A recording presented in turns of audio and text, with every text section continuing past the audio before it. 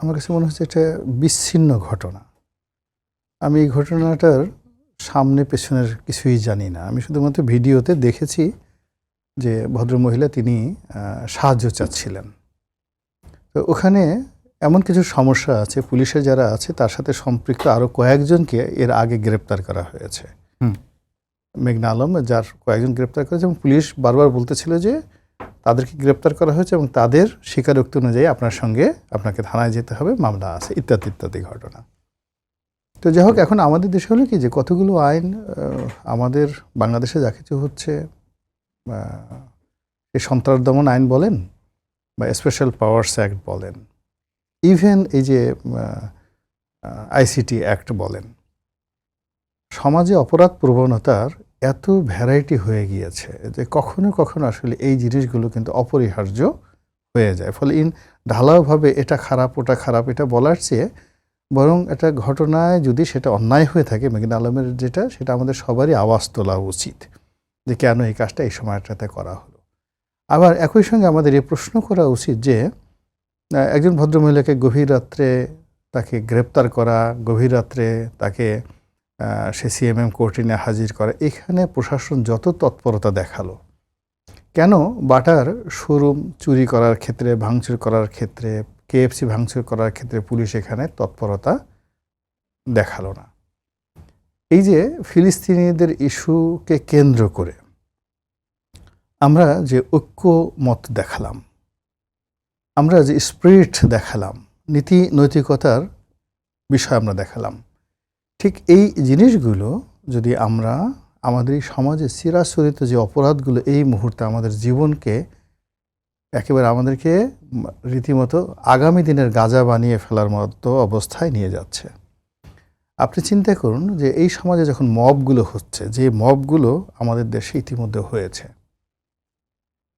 একজন শিক্ষকের ক্ষেত্রে, একজন প্রিন্সিপালের ক্ষেত্রে, একজন পুলিশ কর্মকর্তার ক্ষেত্রে, একজন সরকারি কর্মকর্তার ক্ষেত্রে, একজন পলিটিক্যাল লিডারের ক্ষেত্রে, আসলে এটা এতটা অবমাননাকর, এতটা কষ্টকর যে এর চাইতে যদি ইসরায়েলি সৈন্যরা এসে তাদেরকে সরাসরি ফায়ার করে দিত, গুলি করে দিত, এটা বোধহয় যে ভুক্তভোগী তার কাছে এটা খারাপ লাগতো না।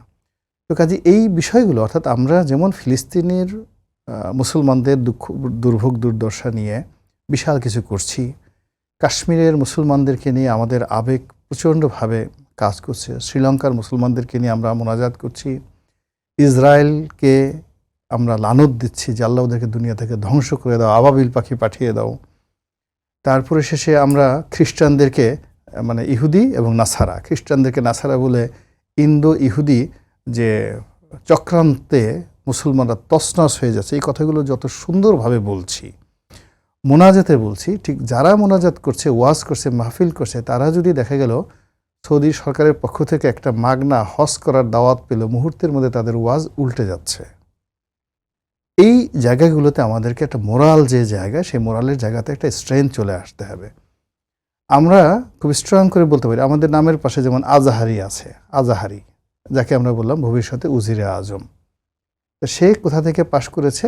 আল আজহার বিশ্ববিদ্যালয় থেকে। আপনারা জানেন যে আজকের এই প্যালেস্টাইনের যত দুর্ভোগ দুর্দশা, তার পেছনে 1 নম্বর রাষ্ট্র হলো মিশর, আর 2 নম্বর রাষ্ট্র হলো জর্ডান, মিশর এবং জর্ডান। আর এই সমস্যাটা সমাধানের ব্যাপারে সবচেয়ে গুরুত্বপূর্ণ ভূমিকা পালন করতে পারে সৌদি আরবিয়া। এই গেল 1। 2 নম্বর হলো যে এই আল আজহার বিশ্ববিদ্যালয়, ওখানকার যিনি আচার্য, তিনি ওখানকার শরিয়া আদালতের চিফ জাস্টিস এবং প্রেসিডেন্ট সিসির পরেই হলো তার রাষ্ট্রীয় প্রোটোকল, এবং তার যে ক্ষমতা, সেই ক্ষমতা হলো সে সিসিকে ক্ষমতাচ্যুত করতে পারে। এবং টোটাল আরব বিশ্বে 2টো মতবাদ, মালিকি মতবাদ এবং হাম্বলি মতবাদ অত্যন্ত শক্তিশালী। আমাদের দেশে যেমন হানাফি মতবাদ মাযহাব, ওখানে এই 2টো মতবাদ, এই 2টো মতবাদের স্কুলের নিয়ন্ত্রণ হয় আল আজহার বিশ্ববিদ্যালয় থেকে। আমরা এই বাংলাদেশে বসে বাইতুল মোকাররমের খতিবের একটা কথা আমাদের এই সমাজে মানে পাবলিকের মধ্যে কোনো গুরুত্ব বহন করে না, কিন্তু আল আজহারের যিনি আচার্য ইমাম, তিনি যদি একটা ফতোয়া দেন মধ্যপ্রাচ্যে আগুন ধরে যাবে, আমরা কি একদিনের জন্য এই ফিলিস্তিনের পক্ষে আল আজহার বিশ্ববিদ্যালয়ের একটা মিছিল, এবং সেই মিছিলের নেতৃত্ব দিয়েছেন আল আজহার বিশ্ববিদ্যালয়ের আচার্য এবং ইমাম, যাকে বলা হয় গ্র্যান্ড মুফতি, গ্র্যান্ড ইমাম, এরকম ঘটনা কায়রোতে আপনারা কি দেখেছেন? তো তাহলে যেখানে যার ঘরের মধ্যে আগুন লেগেছে তিনি আগুন নিভাচ্ছেন না। আমরা দূরে যারা পাড়া প্রতিবেশী আছি, আমরা আমাদের জীবনের হাজারো সমস্যা সেগুলোকে ধামাচাপা দিয়ে প্রতিবেশীর বাড়িতে আগুন লাগছে কেন, তাড়াতাড়ি তসবিহ আনো, মোনাজাত করো, দোয়া পড়ো, কোরআন তেলাওয়াত করো, এরপরে বিরাট জিয়াফত করো, গরু জবাই করে খেয়ে তারপর আল্লাহর কাছে দোয়া করো যে আল্লাহ তাড়াতাড়ি আকাশ থেকে আবাবিল পাখি পাঠিয়ে দাও, আমরা তো পারছি না। অথচ এই পুরো সমস্যাটা ক্রিয়েটেড বাই তার কি? এখন জামায়াত ইসলামের প্রমোটার কারা? তুরস্ক। অথচ এই যে ইসরায়েলের যে সমস্যা, তাদের প্রধান প্রমোটার কারা?